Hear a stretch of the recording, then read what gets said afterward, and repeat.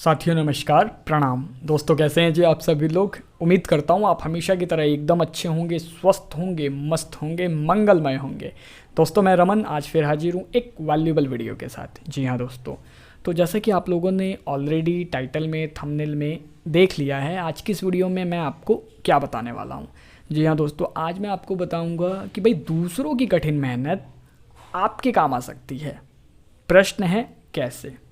जी हाँ दोस्तों, तो इस प्रश्न का जवाब आगे इस वीडियो में आपको मिलेगा, है ना। इससे पहले इस बात को ना एक उदाहरण से समझते हैं, एक एग्जाम्पल से समझते हैं, राइट। थोड़ा सा इजी हो जाएगा वीडियो को समझना आपके लिए, करेक्ट।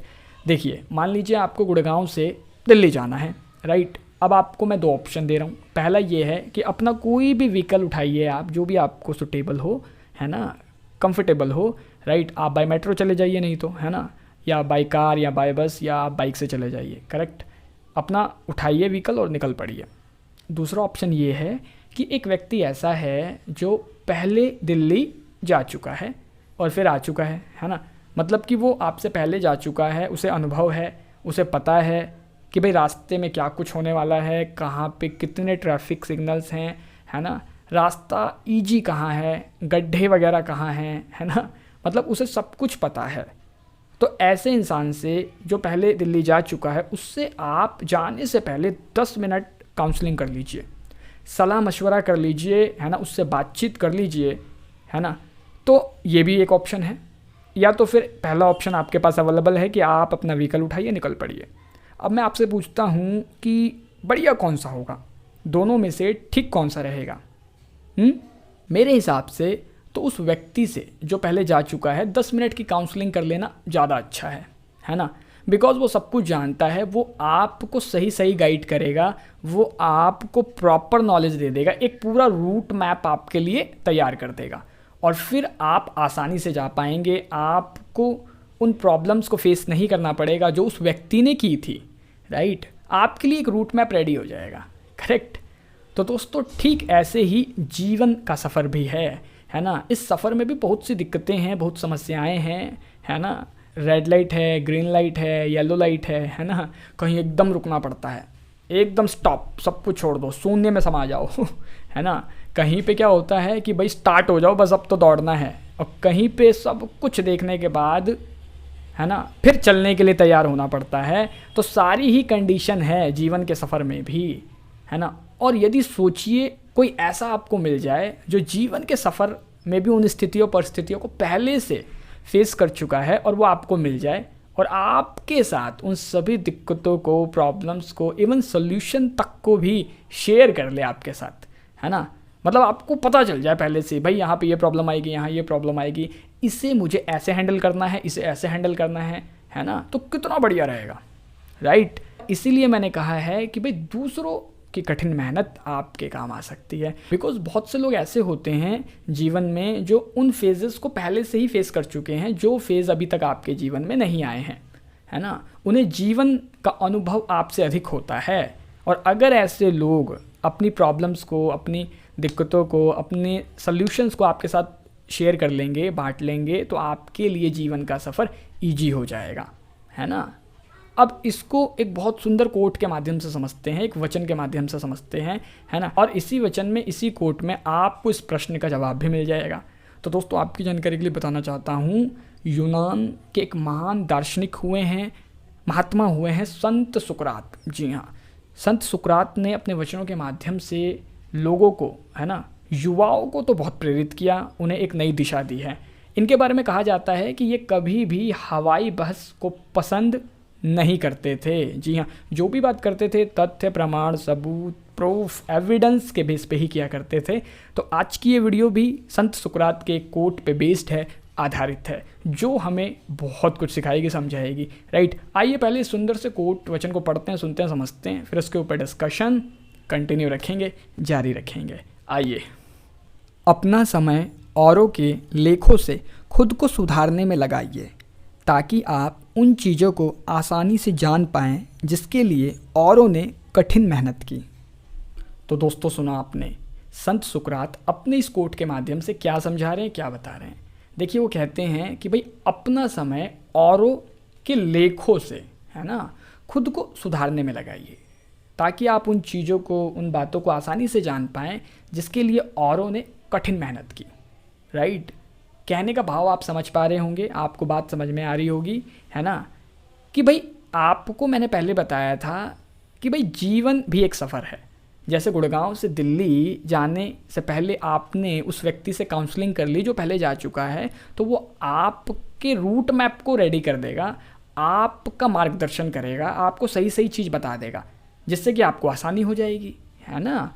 तो ऐसे ही जीवन के सफ़र में भी जो लोग ऑलरेडी उन फेजेस को देख चुके हैं, जीवन का अनुभव है जिनको, है ना, वो लोग आज हों चाहे ना हो, बट अगर आप उनकी जीवनियों को पढ़ते हैं जो रिटन में है ना, जो लिखा हुआ है, जो लिखा जा चुका है, ऐसा कोई भी आर्टिकल, कोई किताब, है ना, कोई मैगज़ीन जिसमें ऐसे लोगों की जीवनियाँ हैं, उनकी कहानियाँ हैं, है ना, उनके संघर्ष की गाथाएं भरी हुई हैं।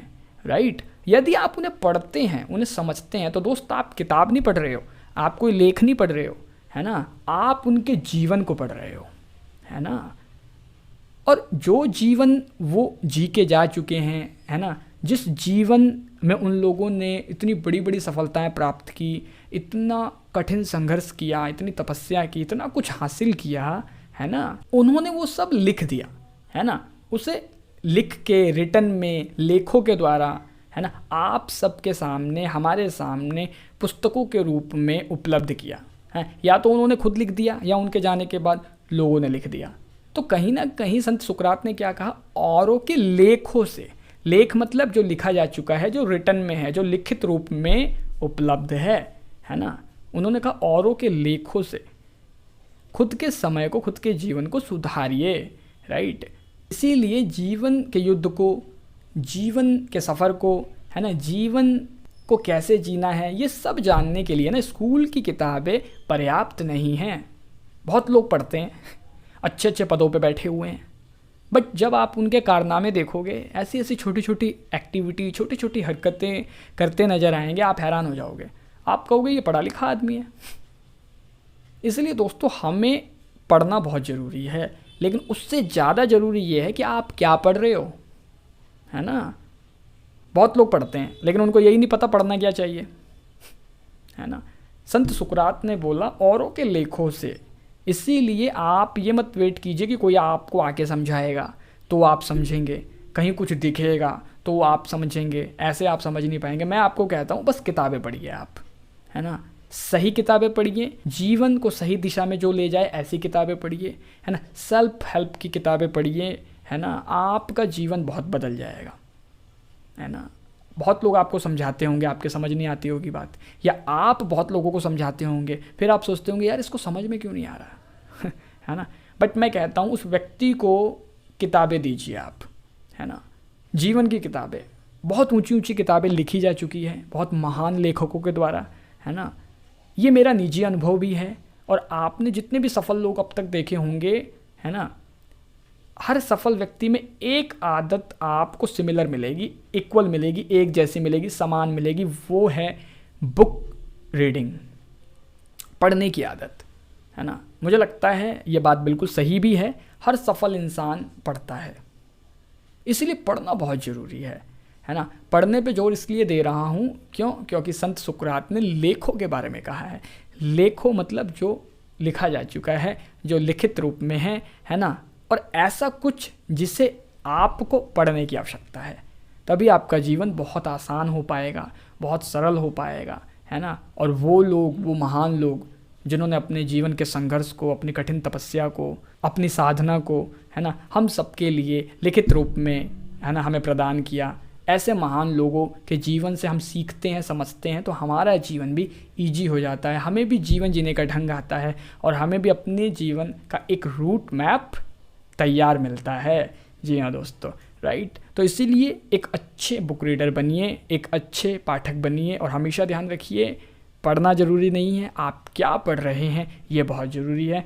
और तो और मैं आपको एक किताब है जो मेरी फेवरेट है, मैं स्ट्रांगली रिकमेंड करूँगा आपको, आप ज़रूर पढ़िएगा, आपको बहुत कुछ सीखने समझने को मिलेगा, आपका जीवन बहुत सरल हो जाएगा, है ना। मैं बात कर रहा हूँ चाणक्य नीति की। जी हाँ दोस्तों, आचार्य चाणक्य जो भारत के महान विद्वान हुए हैं, इन्होंने ना इंसान के जीवन के लगभग सभी पहलुओं पर प्रकाश डाला है और इंसान को बताया है कि किस कंडीशन में क्या करना चाहिए, किस कंडीशन में क्या नहीं करना चाहिए, राइट।